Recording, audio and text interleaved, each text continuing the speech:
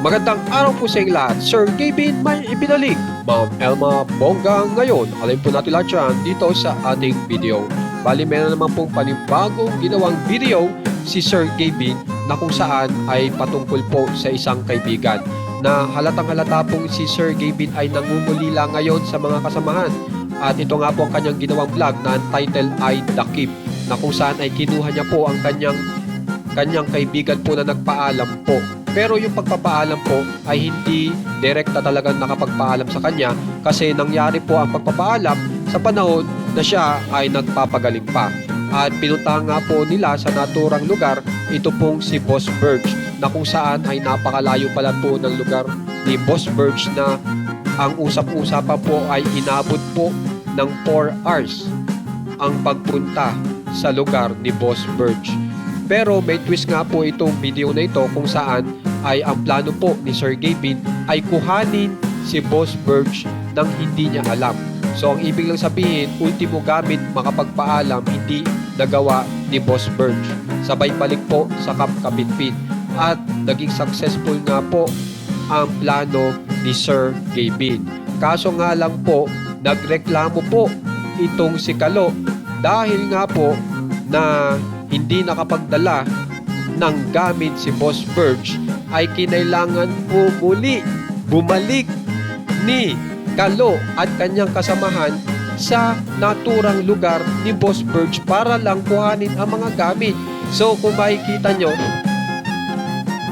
talagang sobrang reklamo po ni Boss Birch, at yan nga po ang sobrang nakakatawa dito sa video na ito. Kaya sana panoorin po natin para makita nyo kung gaano kakwela ang naturang video. At kapansin-pansin nga po na ito pong ginawang vlog nila ngayon na The Keep ay naka 5.9 million views pa lang po in 14 hours. Medyo mababa po talaga. Tapos yung kahapon po, yung Look Away Challenge ay naka 4.9 million views lamang po in one day.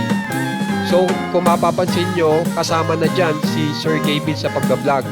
So talagang lumiliit po ang views nila, pero sana po maayos na po itong views nila para talagang makabalik na po muli ang sigla ng Camp Kapitpin. Samantala dito naman po tayo kay Ma'am Elma na sobrang bonggang-bongga ngayon sa kanyang kagandahan.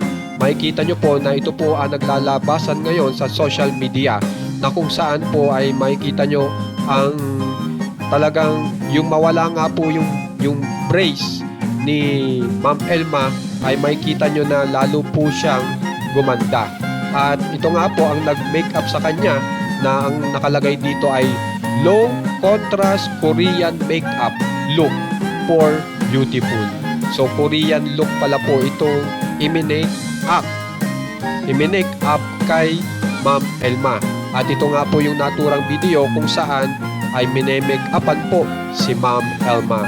So makikita nyo ang mukha ni Ma'am Elma na sobrang excited po dito sa naturang pagme-make-up.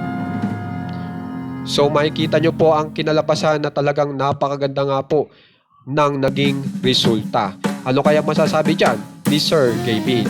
Kaya naman guys, kung gusto nyo pong ma-update sa nangyayari po kina Ma'am Elma at kina Sir Gavin, subscribe na po kayo sa ating channel na One Katawa.